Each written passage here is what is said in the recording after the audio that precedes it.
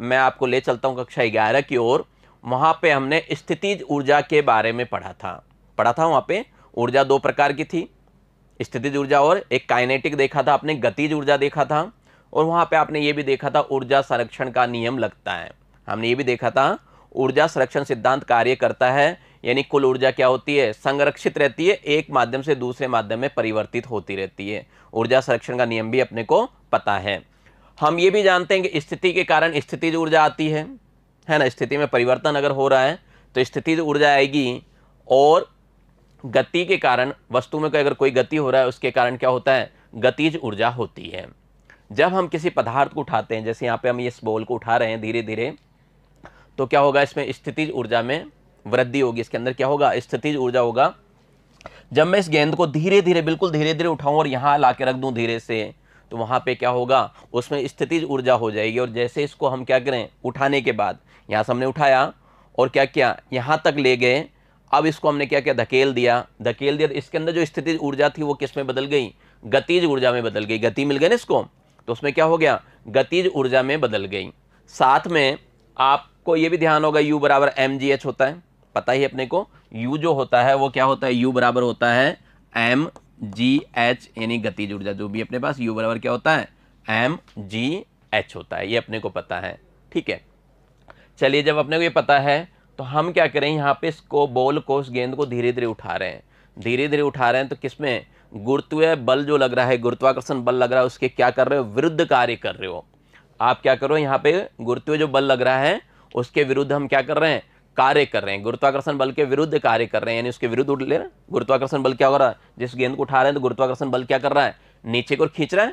तो यानी एक हम उसको उठाने के लिए अलग से बल का प्रयोग करते हैं, अपने आप तो उठता नहीं है। ऐसा तो है नहीं अपने आप उठ जाए, गिर जरूर जाता है, हल्का सा धक्का दिया फटाफट नीचे आ गया गुरुत्वाकर्षण बल के कारण। लेकिन ये गेंद अपने आप ऊपर नहीं उठ सकता। देखिए, उठाने के लिए मुझे क्या करना पड़ा है, इसको पकड़ना पड़ रहा है।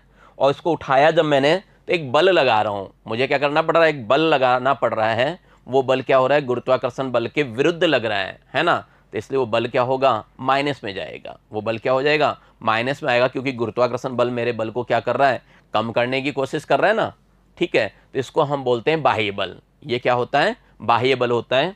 तो जब इस गेंद को उठा के यहाँ तक रखते हैं तो इसमें क्या होता है, स्थितिज ऊर्जा आ जाती है। धीरे धीरे उठाना है, एक साथ नहीं उठाना है, ऐसे उठा के नहीं लेना वरना त्वरण आ जाता है।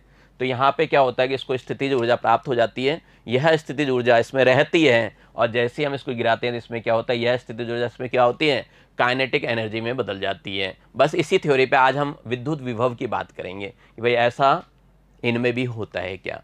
ठीक है, तो चलिए शुरू करते हैं इसको हम, विद्युत विभव को। और विद्युत विभव को शुरू करने से पहले हमने ये चीज़ देख लिया, स्थितिज ऊर्जा ऐसा कैसे आवेशों में भी होता है। सेम ये की बात क्या होती है, आवेश में भी होती है। तो यहाँ पे हमने आवेश की बात कर रहा हूँ। मैंने क्या किया, एक परीक्षण आवेश ले लिया। अपन ने क्या किया, एक परीक्षण आवेश ले लिया Q0। आपको पता है परीक्षण आवेश क्या होता है, बहुत ही छोटा होता है, धनावेश होता है। लास्ट के चैप्टर में अपन ने इस चीज़ को अच्छी तरह पढ़ा है ना। परीक्षण धनावेश होता है, छोटा सा होता है, किसी पे खुद का प्रभाव नहीं डालता है, अपन ने पढ़ा हुआ है। ठीक है, कूलाम के नियम में काम आया था। चलिए हम क्या करते हैं, इस परीक्षण आवेश को, जैसे ये अपने पास Q0 है, किसी बिंदु P पर स्थित है। कहां पर है ये परीक्षण आवेश मेरा, किसी भी बिंदु P पर स्थित है। ठीक है, इस परीक्षण आवेश को Q0 को है ना, इसके अंदर ले आने की कोशिश करते हैं। जब इसमें लाओगे तो आप क्या करोगे, इस पे एक बल तो लगता है, विद्युत क्षेत्र वाला बल देखा था, इस पे बल लगता है। कौन सा बल लगता है, F जो होता है वो क्या होता है, Q0 इंटू E के बराबर होता है। भाई कोई अपने पास आवेश है क्यों क्या है अपने पास, कोई आवेश है, यहाँ पे अगर परीक्षण आवेश रखा हुआ है तो क्या होगा, इस पे बल, परीक्षण आवेश क्या करेगा, बल महसूस करेगा ना। पहले बताया था आपको, विद्युत क्षेत्र में रखा हुआ है, विद्युत बल रेखाएं, ये सब अपन ने क्या किया, डिटेल में पढ़ लिया। और जिन्होंने नहीं पढ़ा तो पहला चैप्टर एक बार दोबारा देखें जाके वीडियो को। जब तक आपको पहला चैप्टर क्लियर नहीं होगा तो अगला नहीं आएगा समझ में, क्योंकि विज्ञान संख्याएं जो होती है उसमें सारा ज्ञान क्या होता है, क्रमबद्ध होता है। चाहे आप वो फिजिक्स ले लो, केमिस्ट्री ले लो, मैथ ले लो, किसी को ले लो, क्रमबद्ध होता है। तो जब तक आपको पिछला समझ में नहीं आएगा अगला बिल्कुल नहीं आएगा आपके समझ में। तो एक बार आप पिछला चैप्टर जरूर देख लें, उसके बाद इस वीडियो पे आए। तो हमने बात की, जो F होता है वो क्या होता है, Q0 इंटू क्या होता है, E होता है। ये बल जो लगता है Q0 इंटू E के बराबर होता है, आवेश और विद्युत क्षेत्र के गुणनफल के तुल्य होता है। ये अपन ने वहां पे बात कर ली थी। अब मुझे क्या करना है, ये जो प्रेक्षण आवेश है ना, ये प्रेक्षण आवेश है, किसी एक बिंदु पे रखा हुआ है और दूसरे बिंदु पे लाना है, मुझे धीरे धीरे लाना है, स्लोली स्लोली, बिल्कुल धीरे धीरे लेके आना है। मुझे क्या करना है, बिल्कुल धीरे धीरे इसको लाना है। कैसे लाओगे, देखिए सपोज कीजिए अपने पास कोई भी, कहीं पे भी मान लेते हैं एक बार, मेरे पास यहाँ पे Q0 है, ठीक है, यहाँ पे मेरा एक आवेश रखा हुआ है Q, ठीक है, स्रोत आवेश होता है जो ये क्या करेगा, इस पे बल लगाएगा, प्रतिकर्षण बल लगेगा, इसको धकेलने की कोशिश करेगा। मान लो ये कहीं पे भी रखा हुआ है अपने पास, मान लीजिए ए बिंदु पे रखा हुआ है, ठीक है, इसको मेरे को क्या करना है, बी बिंदु तक लाना है। इस परीक्षण आवेश को मुझे क्या करना है, बी बिंदु तक लाना है। कैसे लाऊंगा, बिल्कुल धीरे धीरे लाऊंगा, एक साथ नहीं, ऐसा नहीं उठा के सीधा यहाँ ले आए, उठा के सीधा यहाँ रख दूंगा तो क्या होगा, त्वरण उत्पन्न हो जाएगा, स्थितिज ऊर्जा नहीं आएगी। मुझे क्या करना है, बिल्कुल धीरे धीरे लेके आऊंगा। जैसे मैं धीरे धीरे, यानी पहले यहाँ लेके आए, फिर इतने डी छोटी सी दूरी पे लेके आओ, अल्पांश की दूरी पे फिर यहाँ लेके आएंगे, फिर यहाँ बिल्कुल हम क्या करेंगे, ये क्या होगा, बिल्कुल धीरे धीरे लेके आओ, बिल्कुल धीरे धीरे अपन लेके आएंगे। जैसा कि अभी आपको चित्र में दिखाया था, इस चित्र में दिखाया था ना, यहाँ पे इस गेंद को हम क्या कर रहे हैं, बिल्कुल धीरे धीरे उठा रहे हैं। ये गेंद है अपने पास, देखिए बिल्कुल धीरे धीरे उठा रहे हैं। चाहते तो एक साथ रख देते हैं हम, तो एक साथ नहीं रख रहे, बिल्कुल अपने को क्या करना है, धीरे धीरे लाना है। समझ गए, धीरे धीरे क्यों लाना है, जिससे त्वरण उत्पन्न ना हो, ठीक है, इससे क्या हो, त्वरण उत्पन्न नहीं होना चाहिए, तो हमें क्या करना है, उसको धीरे धीरे लेके आना है, ठीक है। चलिए लाते हैं यहाँ पे। जब धीरे धीरे लाओगे तो ये क्या होगा, ए बिंदु से कहाँ तक आ चुका होगा, ये बी बिंदु तक आ चुका होगा। अब देखो, जैसे जैसे इस परीक्षण आवेश को आप इसके पास लाओगे, बल क्या होगा, आपको ज़्यादा लगाना पड़ेगा, है ना, हमें क्या होगा, बल ज़्यादा लगाना पड़ेगा। लेकिन हम क्या कर रहे हैं, दूरी बहुत कम कम ले रहे हैं, इसलिए बल हमें लगेगा कि एक जैसा कांस्टेंट ही है। दूरी क्या कर रहे हैं, बहुत कम कम ले रहे हैं ना, इसलिए एक जैसा बल लगेगा। वो जो हम बल लगा रहे हैं, धकेल के उस तक ला रहे हैं, वो बल हमारा क्या होगा, बाह्य बल होगा। वो क्या होगा, बाह्य बल होगा, और साथ में कैसा होगा, ऋणात्मक होगा। ऋणात्मक होने के कारण क्या है, बताइए क्यों होगा, क्योंकि इसके विपरीत लेके जा रहे हो, या फिर आप क्या कर रहे हैं, ए बिंदु से बी बिंदु तक क्या कर रहे हो, एक कार्य कर रहे हो। ये कार्य भी आपका क्या होगा, उस बाह्य बल के कारण ऋणात्मक होगा। या फिर आप ये डिस्टेंस क्या कर रहे हैं, कम कर रहे हैं। मान लो अपने पास इधर आ रहे हैं ना, इधर क्या हो रहा है, डिस्टेंस माइनस का हो जाएगा, और उधर जाएगा तो डिस्टेंस क्या होगा, प्लस का होगा। तो डिस्टेंस कम कर रहे हैं, इस वजह से भी क्या होगा, वो ऋणात्मक होगा। क्योंकि आप अच्छी तरह जानते हो जो कार्य होता है वो क्या होता है, बल इंटू विस्थापन होता है ना। तो विस्थापन क्या हो रहा है, इसका ऋणात्मक दिशा में हो रहा है। या फिर आप यूं भी कह सकते हैं, बल हम क्या कर रहे हैं, इसके विरुद्ध कार्य कर रहे हैं। हमारा बल क्या आ रहा है, विरुद्ध कार्य कर रहा है, तो मेरा किया गया कार्य क्या होगा, ऋणात्मक होगा। इस बात का ध्यान रखना, यहाँ पे जो भी कार्य होगा वो क्या होगा, ऋणात्मक होगा। तो फाइनली अगर मैं W निकालना चाहूँ, जो मेरा कार्य किया हुआ है पूरे का, कहाँ से, A से B तक का, मैं क्या करूँ, A से लेके B, यानी बिंदु A से बिंदु B तक मैं इस परीक्षण आवेश को लेके जा रहा हूँ। इसमें मुझे वर्क डन कितना पड़ना, इसमें मुझे वर्क डन कितना कार्य करना पड़ा, ये देखना चाहता हूँ। तो कार्य बराबर क्या होता है, आपको पता ही है, वर्क आपने पहले पढ़ रखा है। कार्य क्या होता है, एफ डी कोस थीटा होता है ना, एफ डॉट डी, ये तो होता है। और इसको अगर आप खोलते हैं तो आप यूँ लिखते हैं एफ डी कोस थीटा, ये होता है एफ डी कोस थीटा। तो ये अपना क्या होता है, कार्य होता है। अब कहाँ से कहाँ तक करना चाहते हैं, छोटा सा कार्य माना अपन ने, यहाँ पे क्या है, अल्पांश ले रहे ना, छोटा सा कार्य मानोगे। अगर मैं छोटा सा कार्य मानूं तो आप छोटे से कार्य के लिए कहोगे कि डी डब्ल्यू बराबर क्या होगा, एफ और आर दूरी पे ले जा रहे हैं तो डी आर मान लें। डी डब्ल्यू बराबर क्या होगा, एफ डॉट डी आर। पूरा वर्क चाहिए, आपको पहले ही बताया हुआ है कि अगर पूरा वर्क चाहिए, जैसे मुझे डब्ल्यू चाहिए, तो अपन क्या करते हैं, समाकलन कर देते हैं। किसका, डी डब्ल्यू का, अल्पांश का जो भी है उसका अगर आप समाकलन कर लेंगे तो अपने को क्या होगा, कंप्लीट मिलेगा। जब हम समाकलन कर लेंगे हमें क्या मिलेगा, बिल्कुल कंप्लीट मिलेगा। तो बस यहाँ पे भी मैंने यही कर रखा है, इसका समाकलन कर दिया, कहाँ से कहाँ तक, किस बिंदु से किस बिंदु तक कार्य कर रहे हो। देखिए इस परीक्षण आवेश को कहाँ से मैं ए से कहाँ तक ला रहा हूँ, बी तक ला रहा हूँ। मैं इसको कहाँ से कहाँ तक ला रहा हूँ, एक को परीक्षण आवेश को ए से कहाँ तक ला रहा हूँ, मैं बी तक ला रहा हूँ। तो मेरी लिमिट लग जाएगी ए से लेके बी तक। समाकलन में लिमिट वाले क्वेश्चन कराए थे मैंने आपको, एक आर्टिकल भी किया था हमने पहले चैप्टर में, और आता भी है आपको, ठीक है।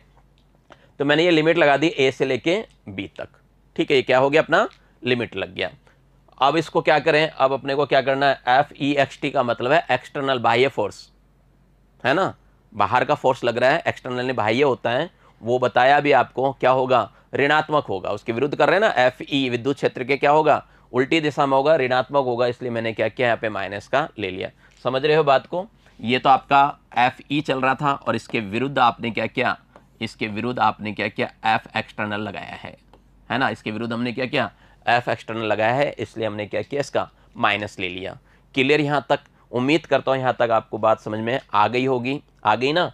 शॉर्ट में बताना चाहूँ तो देखिए, मैंने सिर्फ इतना सा कहा है आपसे कि यहाँ पे मेरे पास कोई भी स्रोत आवेश है, मेरे पास क्या है, कोई भी स्रोत आवेश है, कहीं पे भी रखा हुआ है, ठीक है। और एक दूरी पे कहीं पे मेरे पास क्या था, ये परीक्षण आवेश था, मैंने उसको मान लिया ए बिंदु पे। ये परीक्षण आवेश कहाँ मान लिया, ए बिंदु पे। अब मैं क्या कर रहा हूँ, इस परीक्षण आवेश को इधर लाना है, इधर लाना है, तो ये क्या कर रहे हैं, विद्युत क्षेत्र लगा रहा है, विद्युत बल भी लग रहा है इसका, उसको क्या करेगा, रिपल करेगा, धकेलेगा, प्रतिकर्षित करेगा। अब मुझे इस Q0 को क्या करना है, स्लोली लाना है, बिल्कुल धीरे धीरे लाना है, एक साथ नहीं लाना। ऐसे मत कर देना कि यहाँ से हमने इसको उठाया और एक साथ यहाँ ला के रख दिया, ऐसा नहीं कर रहे हैं हम, एक साथ ऐसा नहीं कर रहे हैं, ठीक है। हम क्या कर रहे हैं, हम उसको धीरे धीरे ला रहे हैं। जैसे मान लिया अपने पास मुझे ये ए पॉइंट है, तो पहले मैंने क्या किया, ए पॉइंट पे मेरे पास ये Q0 हुआ, फिर क्या हुआ, बिल्कुल थोड़ा सा आगे लेके आ गया, है ना, फिर थोड़ा सा आगे ले गया, धीरे धीरे इसको धकेलते हुए अपने को क्या करना है, धीरे धीरे लाना है। धीरे धीरे लाने पे मुझे कहाँ तक लाना है, बी तक लाना है, धीरे धीरे लाना है।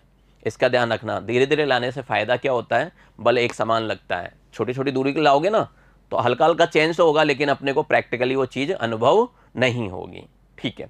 जब आप धीरे धीरे ला रहे हो तो अल्पांश की बात कर रहे हैं, कितनी कितनी दूरी पे, स्मॉल आर का क्या करें, अल्पांश ले लें, डी आर दूरी पे ला रहे हो, तो जो अपना कार्य होता है वो अपन जानते हैं, बल इंटू विस्थापन होता है। तो एफ इंटू क्या हो गया, डी आर हो गया, विस्थापन क्या हो गया, डी आर हो गया। ये विस्थापन कहाँ से कहाँ तक हुआ, तो ये तो अपना डी डब्ल्यू बोलेंगे, और जो अपना विस्थापन होगा वो कहाँ से कहाँ तक हुआ, तो हम जानते हैं ए बिंदु से लेके कहाँ तक, बी बिंदु तक हो गया, एफ डी आर। एफ कौन सा लगा रहे थे आप, तो आप कहोगे हम तो बाह्य बल लगा रहे थे, एक्सटर्नल ई एक्स टी, है ना। और ई एक्स टी जो एक्सटर्नल है वो किस बल के बराबर होता है, अभी मैंने बताया माइनस के बराबर होगा। क्या होगा अपने पास, माइनस के बराबर हो जाएगा, तो माइनस लगा दिया, और आपका क्या है, विद्युत क्षेत्र वाला बल आ जाएगा और डी आर आ जाएगा। ये चीज़ अपन ने अभी तक पढ़ी है, तो उम्मीद करता हूँ इतनी छोटी सी चीज़ आपको समझ में आ गई होगी। यहाँ तक आपकी बात समझ में आ गई होगी। चलिए, जब आपकी बात यहाँ तक समझ में आ गई तो आपने प्रथम अध्याय में ये भी पढ़ा कि एफ क्या होता है, Q0 इंटू ई के बराबर होता है। एफ क्या होता है, Q0 और ई के बराबर होता है। तो अब मैं क्या करूँगा, समझ गए होंगे बात को, क्या करूँगा, एफ की जगह मान को रख देता हूँ।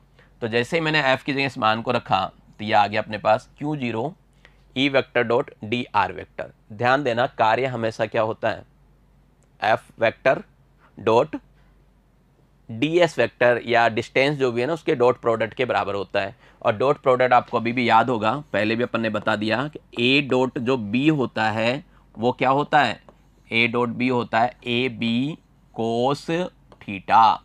अपना क्या होता है, ये होता है ए बी कोस थीटा के बराबर होता है, ठीक है, ध्यान होगा आपको। चलिए, तो अपन ने ये कर लिया, Q0 रख दिया। Q0 क्या है आपका, कांस्टेंट है, समाकलन से कांस्टेंट क्या हो सकता है, बाहर निकल सकता है, ठीक है। समाकलन से क्या होगा, कांस्टेंट बाहर निकल जाएगा।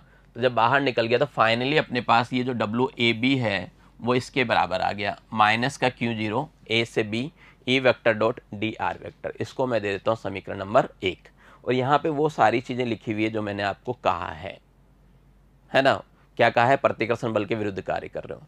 थोड़ी देर पहले आपको मैंने ये भी बताया कि जब हम धीरे धीरे स्लोली लेके जाते हैं तो उसके अंदर क्या होगा, जब यहाँ पे आ जाएगा, कहाँ पे आपका, ये यहाँ ए बिंदु पे Q0 था, जब मैं इसको धीरे धीरे बी बिंदु पे लेके आ गया, यहाँ पे बी बिंदु पे लेके आ गया, तो यहाँ से जब यहाँ तक लाऊंगा तो इसके अंदर क्या होगा, एक क्या होगा, स्थितिज ऊर्जा उत्पन्न हो जाएगी, पोटेंशियल एनर्जी आ जाएगी, है ना। वो ऊर्जा आ जाएगी, तो ऊर्जा क्या होगी, कितनी होगी वो ऊर्जा, वहाँ पे आपने पढ़ा था, जब भी हम स्थितिज ऊर्जा की बात करते हैं तो अंतर की बात करते हैं, दो बिंदु पे अंतर निकालते हैं, वो स्थितिज ऊर्जा होती है। तो यहाँ पे भी ये होगा कि ए पे और बी पे हैं जो स्थितिज ऊर्जा रही है ना, उनका हम क्या करेंगे, अंतर निकाल लेंगे, यानी ये आ जाएगा अपने पास क्यू ए बी किसके बराबर हो जाएगा, मेरा ये अंतर आ जाएगा डेल यू। डेल यू क्या होगा, you B minus U A हो जाएगा। ध्यान रखना, क्या हो जाएगा, you B minus U A हो जाएगा। तो यहाँ पे अपने पास क्या है, कितना आ गया अपने पास, इसको जब अंतर निकालोगे तो ये आ जाएगा माइनस का Q0, यही है पूरा का पूरा। तो क्या हो जाएगा माइनस का Q0 A से B E dr हो जाएगा। ठीक है, तो ये अपने को थोड़ा सा याद रखना कि ये क्या होता है, डेल U के बराबर होता है। किसके बराबर होता है, ये डेल U के बराबर होता है। समझ गए होंगे बात को, यहाँ पे क्लियर है इस बात को कि ये जो अपने पास भाई कहने का मतलब ये है कि सब इसको हम स्लोली यहाँ तक लाएं तो इसमें क्या हो गया, इसमें क्या हो गया, स्थितिज ऊर्जा आ गई, है ना, स्थितिज ऊर्जा आ गई। और ये स्थितिज ऊर्जा किसके बराबर हुई, तो ये डेल यू हो गया। और डेल यू किसके बराबर होगा, अपने पास क्या होगा, डेल यू किसके बराबर होगा, बी बिंदु पे और ए बिंदु पे जो ऊर्जा है ना स्थितिज ऊर्जा, उसके माइनस के बराबर होगा। और वो ऊपर अपन ने किया हुआ कार्य, भाई माइनस जो कर रहा है इस बिंदु से यहाँ तक आने के स्थितिज ऊर्जा कैसे आया, कार्य करना पड़ा ना, तो उस कार्य के ही बराबर होगा। तो ये माइनस का क्या हो जाएगा Q0, और जो अपना वो आया हुआ है देखिए वहाँ से ए से बी ई वेक्टर डॉट क्या हो जाएगा, डी आर वेक्टर के बराबर आ जाएगा। ठीक है, ई vector dot D R vector के बराबर आ जाएगा। तो इसको मैंने क्या कर दिया, समीकरण नंबर 2 दे दिया। अब मैं बात करूं कि मेरा परीक्षण आवेश कहाँ था, अनंत पे रखा हुआ था। मेरा जो परीक्षण आवेश था वो कहाँ था, अनंत पे, यानी ए को मैं क्या मान लूं, अनंत मान लेता हूँ। ए बिंदु जो है वो क्या मान लेता हूँ, अनंत मान लेता हूँ। अनंत पे मेरा परीक्षण आवेश रखा हुआ था। अब सोचिए अपने पास कोई स्रोत आवेश ये है और इससे अनंत दूरी पे, इससे क्या हो गया, अनंत दूरी पे, कितनी दूरी पे, अनंत दूरी पे मेरा एक परीक्षण आवेश रखा हुआ है। इस परीक्षण आवेश पे विद्युत क्षेत्र की तीव्रता कितनी आएगी, बताइए कितनी आएगी।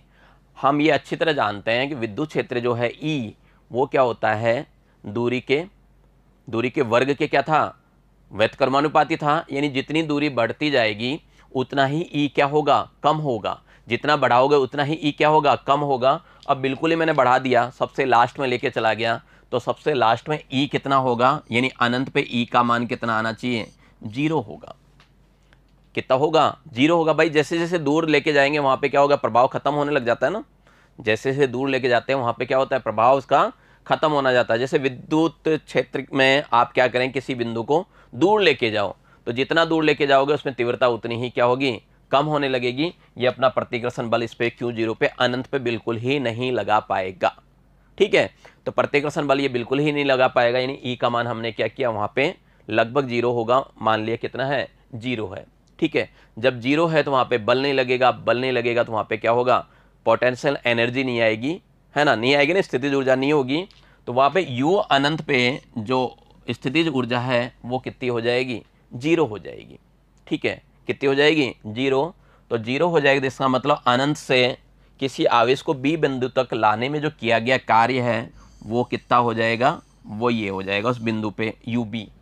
भाई यू ए तो 0 हो गया ना, तो केवल यू बी निकलेगा। और ये वो की वही चीज़ आ जाएगी जो अपन ने पिछली बार लिखा था, माइनस Q0 ए अनंत से बी करेंगे, इस बार ए से बी नहीं करेंगे, अनंत से बी तक समाकलन ई vector dot D R vector. समझ गए बात को, यानी अनंत से लाएंगे। तो कहने का मतलब ये है कि इस स्थिति में यह कार्य क्या होता है, परीक्षण आवेश Q0 के विद्युत क्षेत्र में बिंदु बी पर स्थितिज ऊर्जा के तुल्य होती है।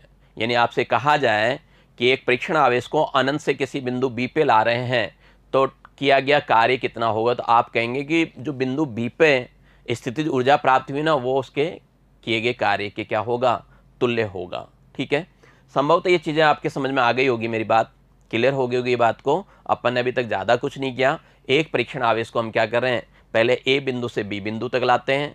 ठीक है, वहाँ हम कार्य देखते हैं तो वो कार्य किसके बराबर आता है, उनके स्थितिज ऊर्जा के अंतर के बराबर आता है। क्यों आता है, क्योंकि हम स्लोली धीरे धीरे लेके जा रहे हैं, इस कारण, है ना।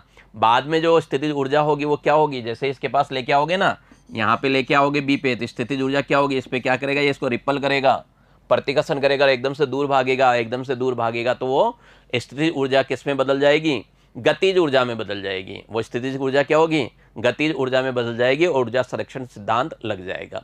क्लियर ये बात को। तो हमें बच्चों इतना से याद रखना है कि किसी बिंदु तक, यानी किसी एक बिंदु से दूसरे बिंदु पे अगर आप आवेश ला रहे हैं, किया गया कार्य क्या होगा, दोनों बिंदुओं पे जो स्थितिज ऊर्जा है उसके अंतर के बराबर होगा। और पर्टिकुलर किसी बिंदु पे ही देखना चाहते हैं तो इसका मतलब क्या होगा, हम अनंत से लाए हैं तो उस बिंदु पे जो स्थितिज ऊर्जा होगी उसके बराबर ही किया गया कार्य होगा। ठीक है, ये बात आपकी क्लियर हो गई।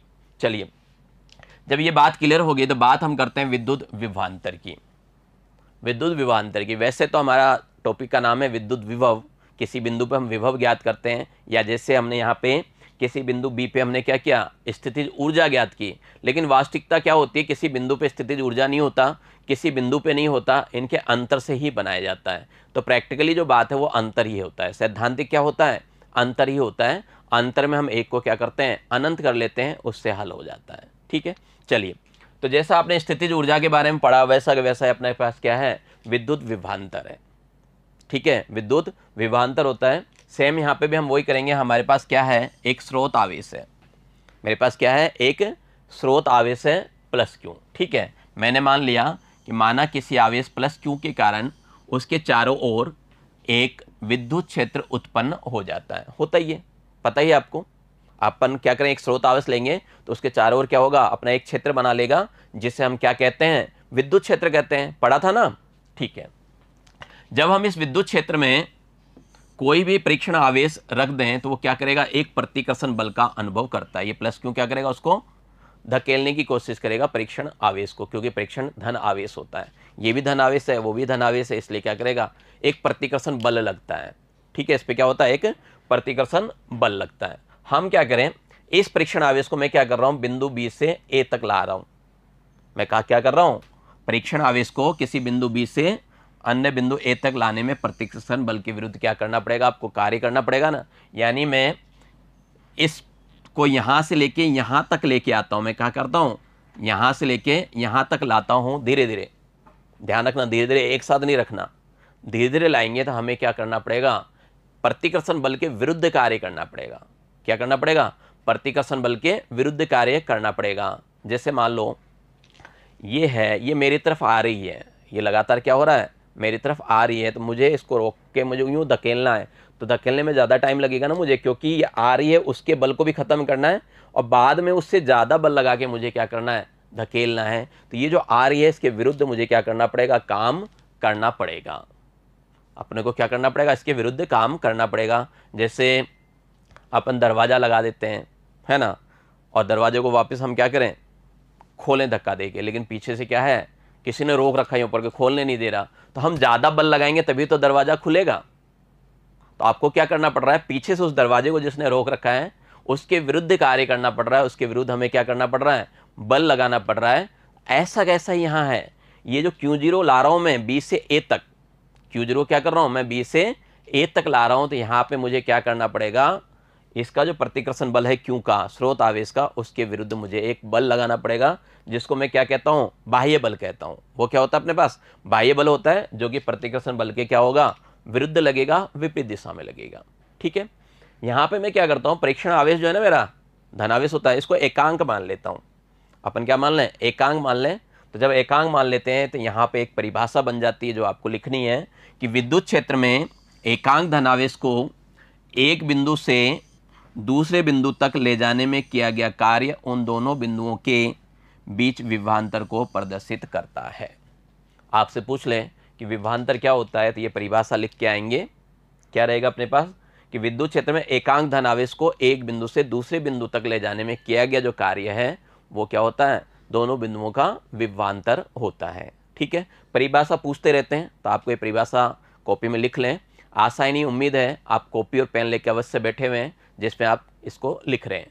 ठीक है, लिख लिया आपने। चलिए, जब आपने लिख लिया तो बात करें कि जो अपना परीक्षण आवेश था, अपने पास जो परीक्षण आवेश था, मैं मान लेता हूँ उसको एक बिंदु से दूसरे बिंदु तक लाने में किया गया कार्य क्या है, W है। कौन से बिंदु से, B से A में। कितना मान लिया मैंने, W मान लिया।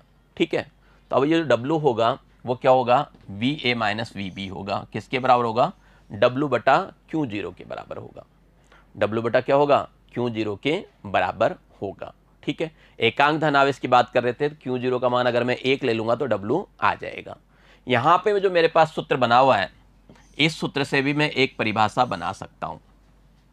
इस सूत्र से भी क्या कर सकता हूँ, मैं एक डेफिनेशन बना सकता हूँ, एक परिभाषा बना सकता हूँ। देखिए क्या हो गया, दो बिंदुओं के मध्य जो कार्य हो रहा है वो, और बटे में क्या आ रहा है, आवेश। तो दोनों का जो अनुपात है उससे अपन बना सकते हैं। तो देखिए यहाँ पे एक सूत्र आराम से बना सकते हैं कि दो बिंदुओं के मध्य का जो विभवांतर होता है वो क्या होता है, दोनों बिंदुओं के मध्य जो कार्य किया गया है और जो आवेश लिया गया, परीक्षण आवेश लिया गया है, उसके अनुपात के बराबर होता है। ये परिभाषा भी बोल सकते हो। ठीक है, यहाँ पे एक नोट बात करने वाली बात है कि आप हर जगह देख रहे हो VA माइनस VB, ठीक है, केवल बिंदु की बात कर रहे हैं। यहाँ पे भी हमने किया, यहाँ पे भी हमने क्या क्या किया, ये निकाला था वर्क, AB निकाला था, अनंत के लिए निकाला था, तो भी अपन ने क्या किया था, B माइनस A लिखा था। तो क्या देख रहे हो आप, केवल बिंदु की बात कर रहे हो, हम कहीं पे भी पथ का पता नहीं करेंगे किस पथ से आना है।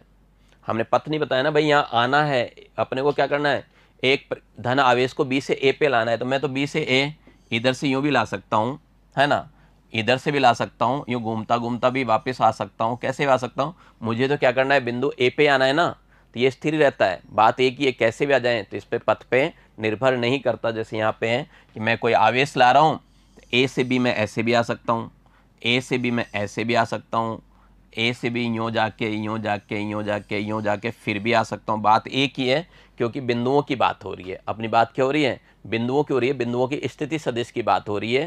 तो आपका पथ इस पर निर्भर नहीं करता। कारण भी आप अच्छी तरह जानते हैं, क्योंकि ये क्या है, संरक्षी बल है। कैसा है, संरक्षी बल है, 1/r² आता है इसमें, है ना, इस वजह से भी, यानी व्युत्क्रम वर्ग का नियम का पालन करता है। हमने संरक्षी बल के बारे में कक्षा 11 में भी खूब अच्छी तरह पढ़ा है, और पहले चैप्टर में भी आपको संरक्षी बल के बारे में बताया गया है। तो ये आपका संरक्षी बल है। तो यहाँ पे क्या होता है, केवल अंतिम और प्रारंभिक बिंदु से लेना देना है, पथ से कोई मतलब नहीं। आप कैसे भी आइए, इस परीक्षण आवेश को है ना आपके पास, मान लो ये परीक्षण आवेश क्यों 0 है, इसको कैसे भी यूँ ले जाएं, यूँ ले जाएं, यूँ ले जाएं, फिर यूँ ले जाएं, चाहे कैसे भी ले जाएं, लेकिन B पे ले आए आप, तो क्या होगा, प्रभावित नहीं होगा, पथ इसको प्रभावित नहीं करेगा। तो ये भी आप अपने कॉपी में नोट डाउन कर लें कि किसी आवेश विन्यास के कारण, लिखिए, किसी आवेश विन्यास के कारण उत्पन्न विद्युत क्षेत्र द्वारा किसी परीक्षण आवेश Q0 पर किया गया कार्य पथ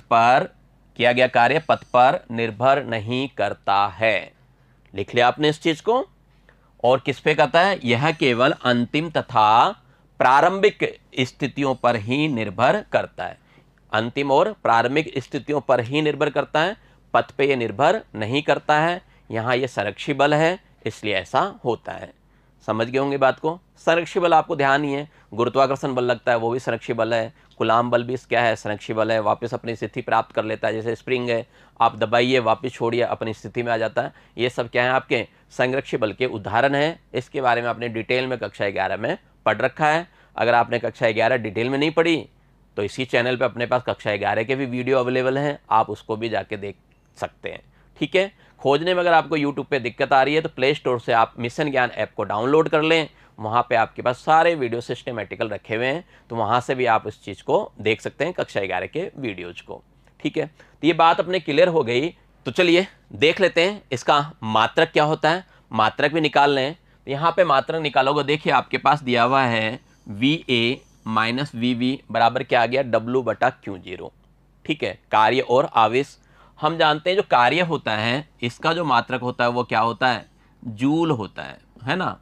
और क्यों, आवेश का मात्रक देखा ही था, क्या था, कूलाम था। क्या था अपने पास, कूलाम था। तो कुल मिला के मेरे पास क्या आ गया, ये आ गया अपने पास विभव या विभवांतर, विभव भी बताऊंगा क्या चीज़ है। तो इसका मात्रक क्या हो गया, जूल/कूलाम हो गया, जिसको हम एसआई पद्धति में वोल्ट भी कहते हैं। ठीक है, क्या कहते हैं इसको हम, वोल्ट भी कहते हैं। ठीक है, बात ये एसआई पद्धति या एमकेएस पद्धति की थी। सीजीएस की बात करूँ कि सीजीएस पद्धति में क्या होगा, है ना, सीजीएस पद्धति में मान क्या होगा। तो सीजीएस पद्धति में देखिए क्या होगा, सीजीएस पद्धति में आपका होगा स्थिर विद्युत मात्रक स्टेट वोल्ट। ठीक है, वहाँ पे आपने कहा था स्टेट कूलाम, तो यहाँ पे क्या हो जाएगा, स्टेट वोल्ट हो जाएगा।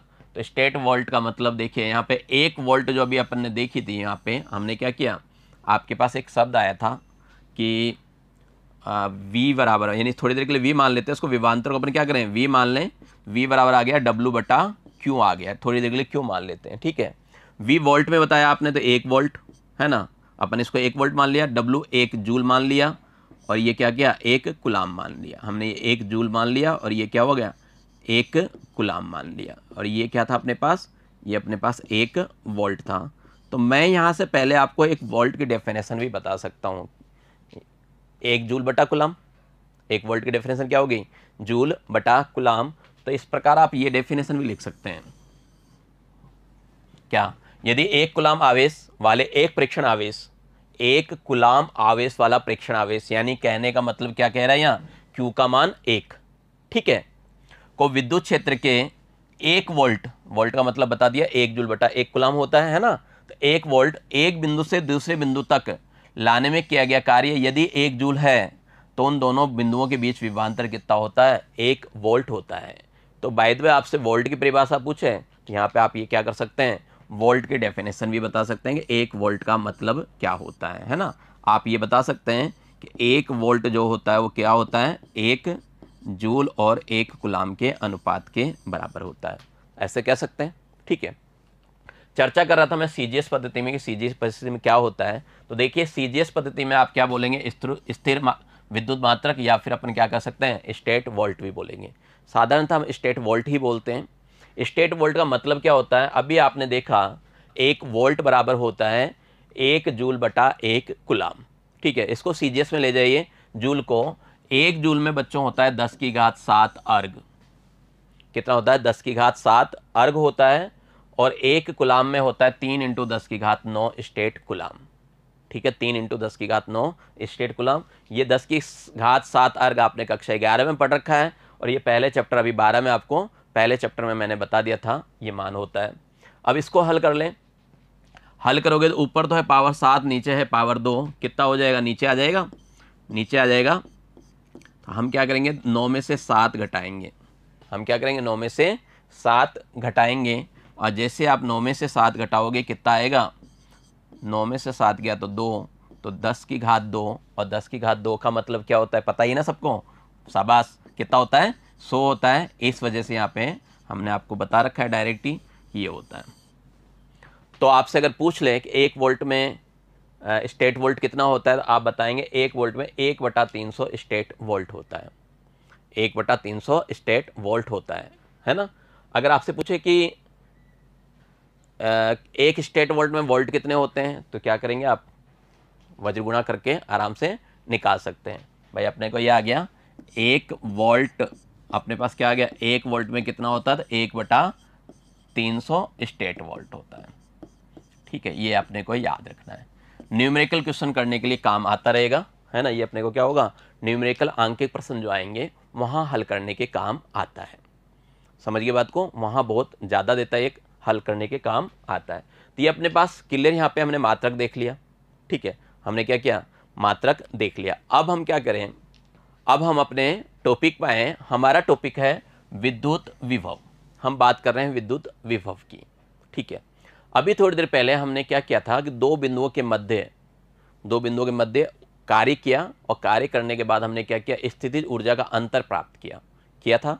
जब आपने स्थितिज ऊर्जा का अंतर प्राप्त किया तो फिर क्या किया, आप अनंत चले गए, और अनंत में हमने क्या किया, वहाँ पे किसका मान निकला था, ई का मान 0 निकला था। बस वो कंसेप्ट हमें यहाँ पे अप्लाई करना है। हम क्या करें, वो जो बिंदु था ना अपने पास, वो बिंदु कहाँ रख दें, अनंत पे रख दें, उस बिंदु को हम क्या करें, अनंत पे ले जाएं, यानी अनंत से एकांक धनावेश को मैं किसी बिंदु पर ला रहा हूँ। ध्यान देना, क्या कर रहा हूँ मैं, अनंत से किसी एकांक धनावेश को किसी बिंदु पर लेके आ रहा हूँ, ठीक है। अभी ला रहा हूँ, परिभाषा भी बनाता हूँ। जब मैं ला रहा हूँ तो विभवांतर के सूत्र से मेरा ये बन जाएगा, भाई वहाँ पे आपके पास क्या था, VA माइनस VB था ना। भाई यहाँ पे हमने क्या किया था, ये तो लिखा था हमने, यहाँ पे हमने लिखा था VA माइनस VB, तो B को मैंने क्या किया, अनंत कर दिया, ठीक है, B को क्या किया, अनंत कर दिया। तो अब मैं यहाँ पे क्या लिख रहा हूँ, VA माइनस क्या, V अनंत, ठीक है। V अनंत का मान अपन जानते हैं क्या होता है, 0 होता है। क्यों, समझ गए क्यों, तो सभी समझ गए ना, क्योंकि वो कहाँ है, अनंत पे रखा हुआ है। अनंत पे क्या होगा, वो जो बल लग रहा है जिसके विरुद्ध हम कार्य करेंगे वो लगेगा ही नहीं, नगण्य हो जाएगा, है ना। तो चलिए ये बात भी अपने को पता है। जब अपने को पता है तो V अनंत को अपन क्या कर दें, 0 लग दें। तो 0 रखते ही आपके पास क्या आ गया, VA का मान आ गया, अपने पास क्या आ गया, VA का मान आ गया, W/Q0, W कितना आ गया, Q0 आ गया। VA है, सामान्य भाषा में V लिखना चाहूँ जिसको मैं विभव बोलूँगा, वो क्या होगा, W यानी कार्य बटे में क्या होगा, Q0 होगा। अब बताइए आप प्रेक्षण आवेश को किस बिंदु से लेके आ रहे हो। यहाँ पे मैं आपसे बात करूँ कि आप प्रेक्षण आवेश को किस बिंदु से लेके आ रहे हो, तो आप कहोगे अनंत से लेके आ रहे हैं। किससे लेके आ रहे हैं, अनंत से। तो अब बताइए आप डेफिनेशन बना सकते हैं, अब अपन क्या कर सकते हैं, डेफिनेशन बना सकते हैं, परिभाषा आसानी से लिख सकते हैं। तो लिखिए आप कॉपी में परिभाषा कि विद्युत क्षेत्र के किसी बिंदु पर, विद्युत क्षेत्र के किसी बिंदु पर विभव एक प्रेक्षण आवेश Q0 को अनंत से उस बिंदु तक लाने में किए गए कार्य, ला रहे थे ना भाई, विद्युत क्षेत्र में किसी बिंदु पर विभव क्या होता है, अनंत से किसी प्रेक्षण आवेश को उस बिंदु तक लाने में किया गया कार्य तथा प्रेक्षण आवेश की मात्रा की निष्पत्ति, निष्पत्ति का मतलब होता है बच्चों अनुपात, क्या होता है, अनुपात के बराबर होता है। ठीक है, किसके बराबर होता है, अनुपात के बराबर होता है। ठीक है, शॉर्ट में कहना चाहे तो आप ये भी कह सकते हैं एकांक परीक्षण आवेश को या एकांक परीक्षण धन आवेश को अनंत से किसी बिंदु पे लाने में किया गया कार्य उस बिंदु की क्या होती है, विभव होती है। मैंने एकांक करूंगा तो क्या होगा, W/Q है ना अपने पास, तो ये क्यों हट जाएगा ना, समझ गए। तो दोनों परिभाषाएं आपको याद रखनी है। ठीक है, अपने को क्या करनी है, दोनों डेफिनेशन याद रखनी है, ये भी और वो भी। ठीक है, चलिए आगे देखते हैं।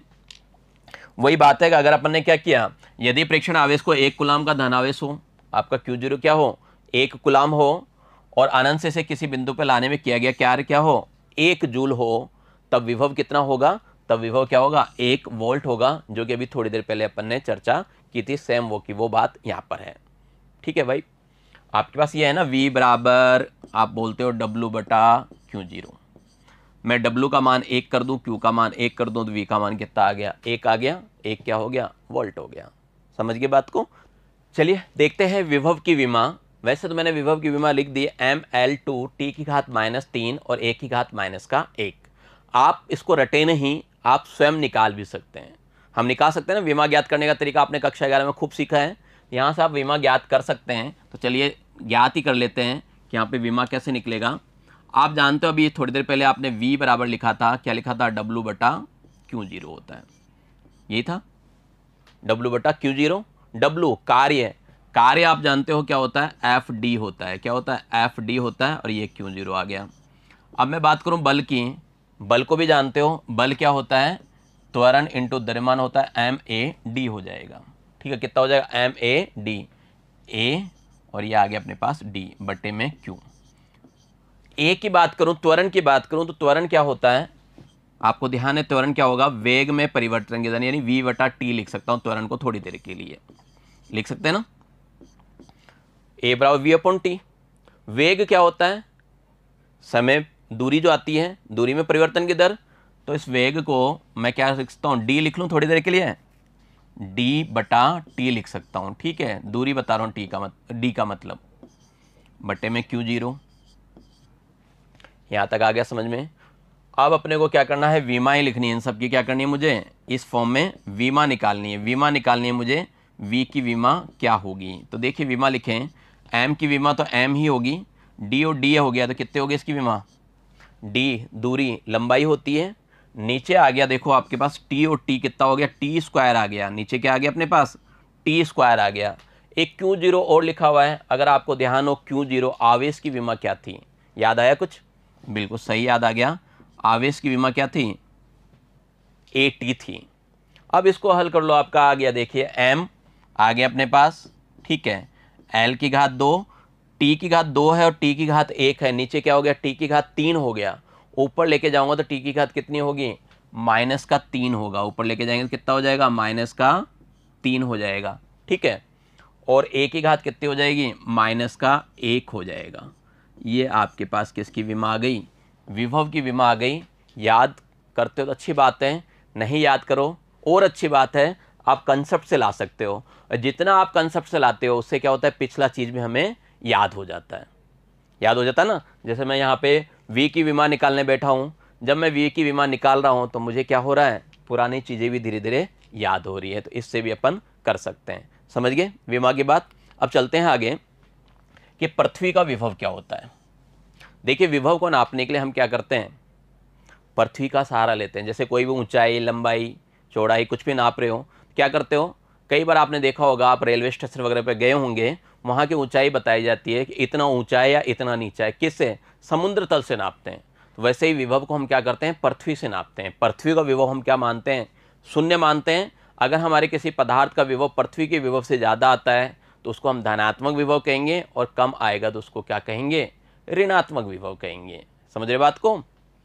तो यही चीज़ है कि जिस प्रकार किसी स्थान की ऊंचाई समुद्र तल को शून्य मानकर नापी जाती है, उसी प्रकार हम क्या करते हैं, वस्तु की विभव की माप पृथ्वी के विभव को शून्य मानकर मापी जाती है। तो ध्यान रखना, क्या ध्यान रखना है, कई बार परीक्षा में पूछा जाता है कि अर्थ का विभव लगभग कितना होता है या क्या मानते हैं, तो आप ध्यान रखेंगे अर्थ यानी पृथ्वी का जो विभव होगा वो कितना होगा, शून्य होगा। पृथ्वी का जो विभव होगा वो क्या होगा, शून्य होगा। इस बात का अपने को ध्यान रखना है, ठीक है।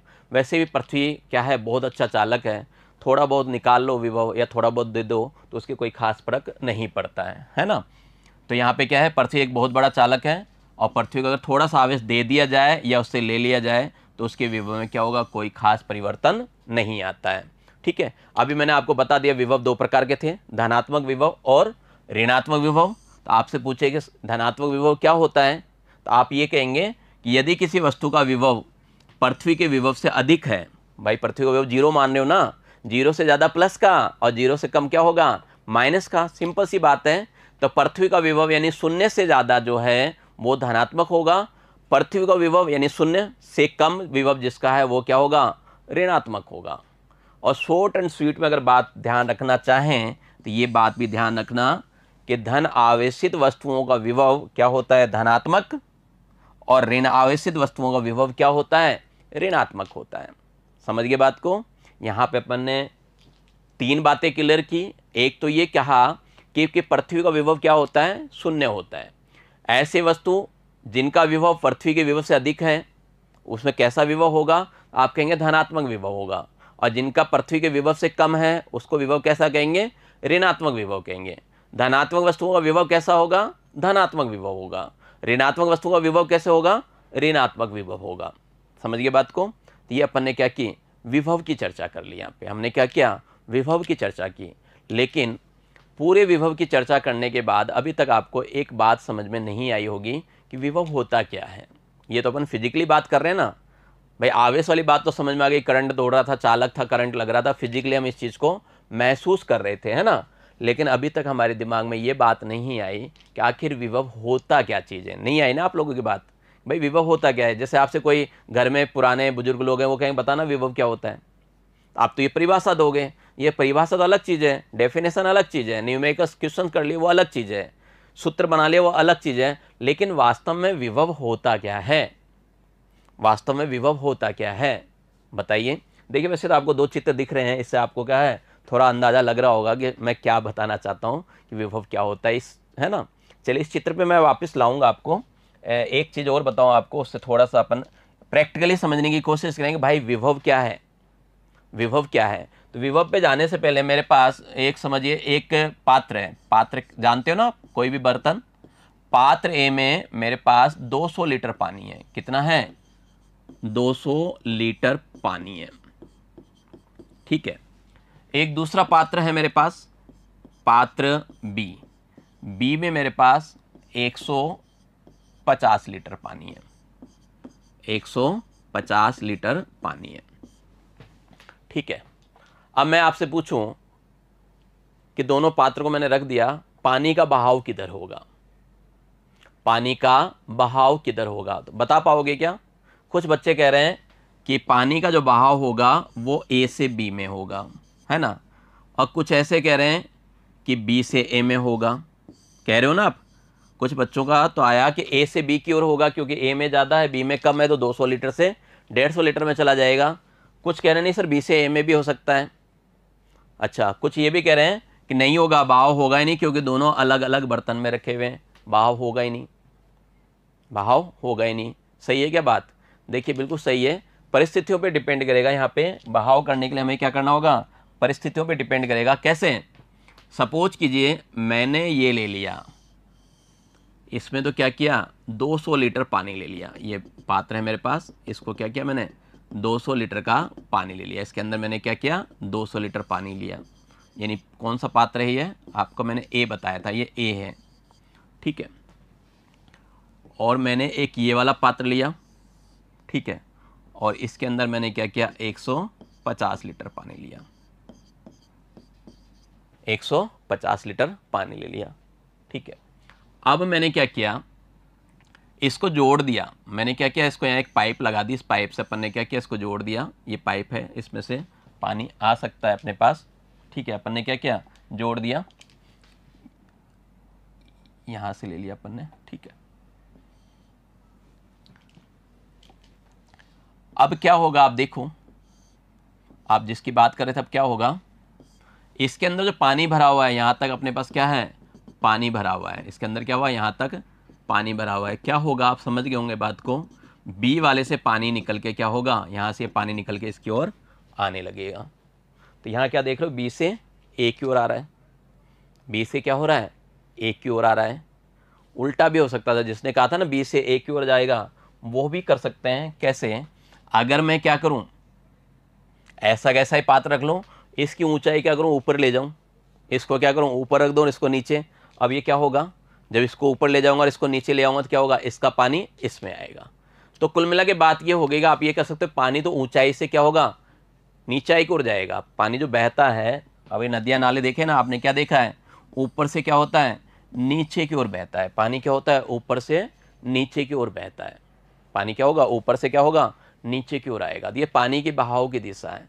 यही बात उसमें है कि आप ये देखेंगे आवेश किस ओर बहेगा, आवेश की बहने की दिशा कौन सी है। आवेश की बहने की दिशा विभव से पता चलती है। किससे पता चलती है, अपने को विभव से पता चलती है कि ये इसमें जो आवेश है ना, इसका डायरेक्शन किधर होगा, उच्च विभव से निम्न विभव होगा या निम्न विभव से उच्च विभव होगा, किस ओर डायरेक्शन जाएगा, तो ये बताता है आपका विभव।